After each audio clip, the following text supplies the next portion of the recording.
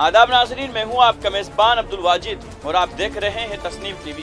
चलिए दोस्तों, रुख करते हैं आज की ताज़ा तरीन खबरों की तरफ। मुल्क की दूसरी रियासतों की तरह मगरबी बंगाल के बेशतर अजला में ममता बनर्जी की हुकूमत की मुखालिफत के बावजूद रसूलुल्लाह की शान में गुस्ताखी करने वाले नुपुर शर्मा और नवीन जिंदाल के खिलाफ अजीम उश्शान रैलियों का एहतमाम जारी है। 2011 में ममता के इक़्तिदार में आने के बाद ये पहला मौका है जब अक़लियती तबके के लोगों ने वज़ीर आला ममता बनर्जी की हिदायत को यकसर नज़रअंदाज करके अपनी मौजूदगी का एहसास दिलाया है। दारुल हुकूमत कोलकाता की ये सिर्फ बात नहीं है, बल्कि शिमाली बंगाल में रहने वाले मुसलमानों ने भी वज़ीर आला ममता बनर्जी के मशवरे के बरअक्स रैली निकालने का फैसला किया। न सिर्फ वज़ीर आला ममता बनर्जी के कई मुस्लिम वज़रा ने भी रसूलुल्लाह की शान में गुस्ताखी करने वाले नुपुर शर्मा और नवीन जिंदाल के खिलाफ सड़कों पर उतरने के बजाय मकामी सतह पर रैलियां निकालने का मशवरा दिया था। मुसलमानों ने वज़ीर आला ममता बनर्जी की हिदायत को नज़रअंदाज क्यों कर दिया? मुसलमानों ने वज़ीर आला ममता बनर्जी की हिदायत को नज़रअंदाज क्यों कर दिया? इस सिलसिले में समाजी कारकुन हाजी अब्दुल हलीम ने कहा कि वज़ीर आला ममता बनर्जी को बात याद रखना चाहिए कि वो मुसलमानों की बदौलत ही इक़्तिदार में है। मुसलमानों से उसने जिस दिन मुँह मोड़ लिया वो उस वक्त एक सीट तक महदूद हो जाएगी। उन्होंने कहा कि रसूलुल्लाह की शान में गुस्ताखी करने वालों के खिलाफ एहतजाजी रैली निकालने से मुताल्लिक फैसला हम करेंगे, वज़ीर आला नहीं।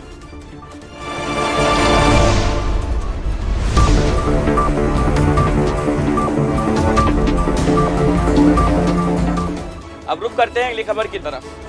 दिल्ली पुलिस ने जामा मस्जिद इलाके में नमाज जुमा के बाद नुपुर शर्मा के खिलाफ एहतजाज और उसको गिरफ्तार करने के मुतालबे पर एहतजाज हुआ था।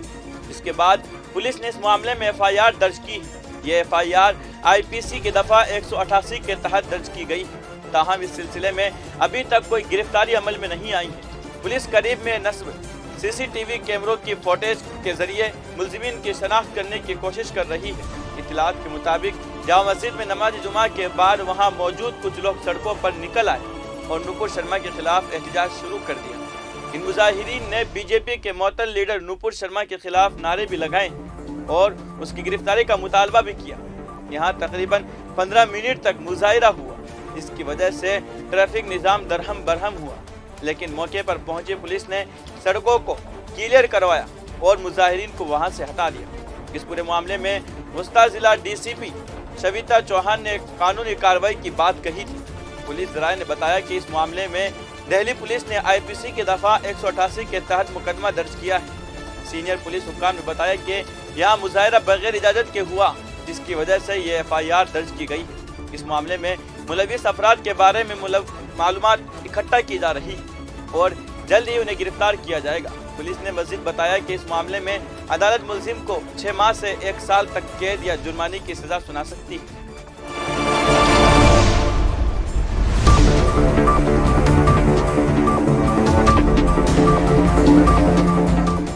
अब रुख करते हैं अगली खबर की तरफ। बिहार के पूर्णिया के रोटा थाना इलाके में एक बड़ा सड़क हादसा पेश आया, जहां एक तेज रफ्तार स्कॉर्पियो के पानी से भरे गड्ढे में उलटने से 9 अफराद की मौत हो गई। गाड़ी में 10 अफराद सवार थे।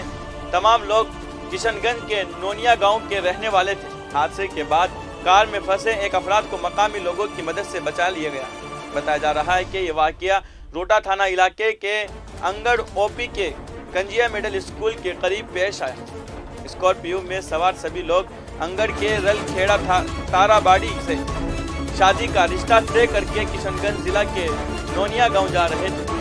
फिर अचानक स्कॉर्पियो गड्ढे में गिर गई, जिसमें सवार 8 अफराद मौके पर ही दम तोड़ गए, जबकि एक दौरान इलाज दम तोड़ गए। CO राजेश्वर कुमार मौके पर पहुंचे और वाकये की जानकारी हासिल की और लाशों को पोस्टमार्टम के लिए किशनगंज भेज दिया।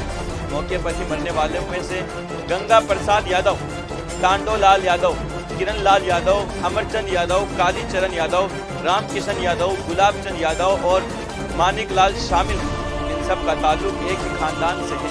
तमाम मरने वाले किशनगंज जिला के महिया गांव पंचायत के नोनिया गांव के रहने वाले थे।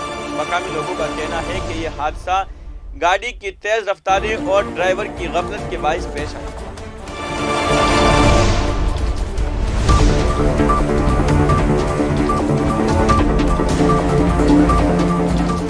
अब रुक کرتے ہیں اگلی خبر کی طرف۔ جموں و کشمیر کے لیفٹیننٹ گورنر منوہر سنہا نے کہا کہ اقلیتی طبقہ کے ٹارگٹ قلم کا مقصد سیکورٹی فورسز کو غلطی پر اکسانا تاکہ لوگ احتجاج کے طور پر سڑکوں پر نکل آئے۔ انہوں نے کہا کہ سیکورٹی فورسز جموں و کشمیر میں کسی بے گناہ کو ہاتھ نہیں لگائے گی بلکہ کشمیر میں اکثریت پسندی کو جڑ سے اکھاڑ دے گی۔ منوج سنہا نے کہا کہ اکثریت پسندوں کی جانب سے خواتین اساتذہ سمیت معصوم لوگوں کو نشانہ بنانا وہ پولیس اور سیکورٹی فورسز کو مشتعل کرنے کی ایک سوچی سمجھی سازش ہے تاکہ سیکورٹی فورسز کوئی غلطی کا ارتکاب کر سکے۔ انہوں نے مزید کہا کہ پولیس اور سیکورٹی فورسز کسی بے گناہ کو ہاتھ تک نہیں لگائے گی اور انتظامیہ کی یہی پالیسی ہے کہ بے گناہوں کو چھوؤ مت اور گنہگاروں کو چھوڑو مت۔ منوج سنہا نے کہا کہ عوام کو جموں و کشمیر میں ہو رہی ٹارگٹ کلنگ کی مذمت کرنی چاہیے۔ انہوں نے کہا کہ کشمیر میں اکثریت پسندی اپنے آخری مرحلے میں اور سیکورٹی فورسز اور انتظامیہ جموں و کشمیر میں ترقی کو یقینی بنانے کے لیے کام کر رہی ہے۔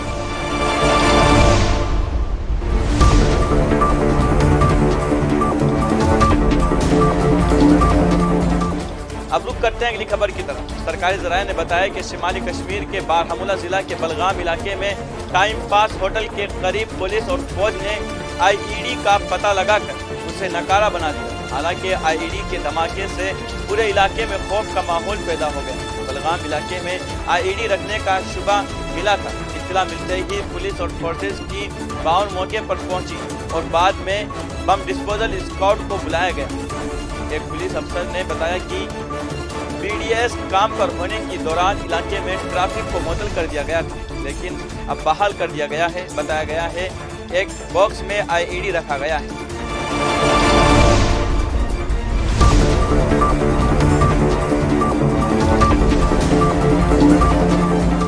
اب رخ کرتے ہیں اگلی خبر کی طرف۔ پاکستان نے کراچی میں ہندو مندر میں توڑ پھوڑ کی خبروں پر بھارت کے بیان کو مسترد کر دیا۔ اس کے ساتھ ہی پاکستان نے بھارت میں مسلم کمیونٹی کے ساتھ کیے جا رہے سلوک پر سوال اٹھائے۔ بدھ کو کراچی میں گورنگی تھانے کے علاقے جے میں واقع شری ماری ماتا کے مندر میں نامعلوم افراد نے توڑ پھوڑ کی۔ پاکستان میں اقلیتوں کی عبادت گاہ پر ایک اور حملے پر رد عمل ظاہر کرتے ہوئے بھارتی وزارت خارجہ کے ترجمان ارندم باگچی نے اس مذہبی اقلیتوں پر ظلم اور ستم کا ایک اور معاملہ قرار دیا۔ باگچی نے جمعرات کو نئی دہلی میں کہا تھا کہ ہم نے اپنا احتجاج حکومت پاکستان تک پہنچا دیا اور ایک بار پھر اس سے اپیل کی کہ وہ ملک میں اقلیتی برادریوں کی حفاظت کو یقینی بنائے۔ بھارت کے بیان پر رد عمل دیتے ہوئے پاکستان کی وزارت خارجہ نے کہا کہ بھارت کی حکومتی مشینری مذہبی جنونیوں کو مکمل تحفظ فراہم کرتی ہے جو مسلم کمیونٹی کے خلاف تشدد کرتے ہیں، لیکن حکومت پاکستان نے مذکورہ معاملے کا نوٹس لے لیا ہے اور ایسے مجرموں کے خلاف کارروائی کی جا رہی ہے۔ پاکستانی وزارت خارجہ کے حملہ آوروں کے خلاف ایف آئی آر درج کر دی گئی ہے اور ان کی شناخت اور انہیں گرفتار کرنے کی کوشش کی جا رہی ہے۔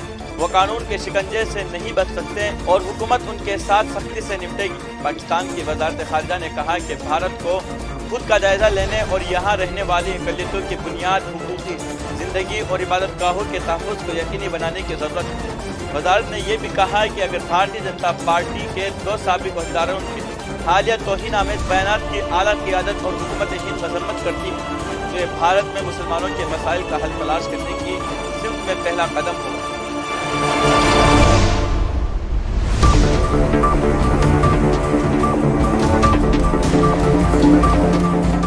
اب رخ کرتے ہیں اگلی خبر کی طرف۔ شمالی کشمیر کے ضلع بارہمولہ کے پٹن علاقے میں گزشتہ روز پولیس فوج اور سی آر پی ایف کو ایک بڑی کامیابی ملی۔ ذرائع کے حوالے سے پٹن کے پلیحالت علاقے میں مشکوک حالات 2 لوگوں کو دیکھا گیا جس کے بعد فوراً پولیس اور فوج اور سی آر پی ایف نے علاقے کو محاصرے میں لے لیا اور محاصرے کے دوران لشکر طیبہ سے وابستہ 2 اکثریت پسندوں کو گرفتار کر لیا۔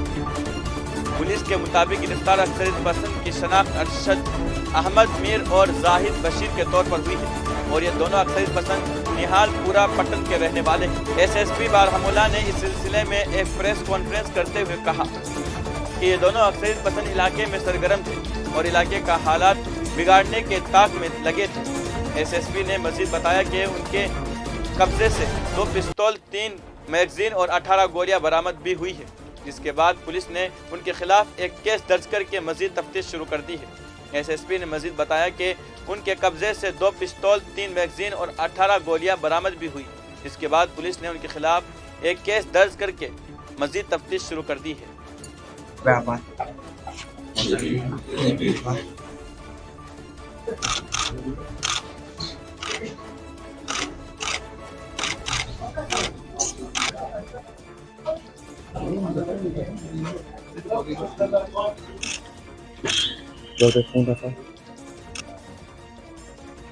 पुलिस और आर्मी को एक बड़ी सक्सेस मिली है पटन के इलाके में। हमारे पास रिपोर्ट आई पिछले महीने 9 तारीख को, एक यूथ इरशाद अहमद मीर निहालपुरा का ये मिसिंग हो गया। उसके बाद जब इसकी इन्वेस्टिगेशन स्टार्ट हुई, उसके बाद इन्वेस्टिगेशन में ये सामने आया कि ये जो यूथ है ये टेररिस्ट ऑर्गेनाइजेशन लश्कर तोयबा के साथ चला गया है।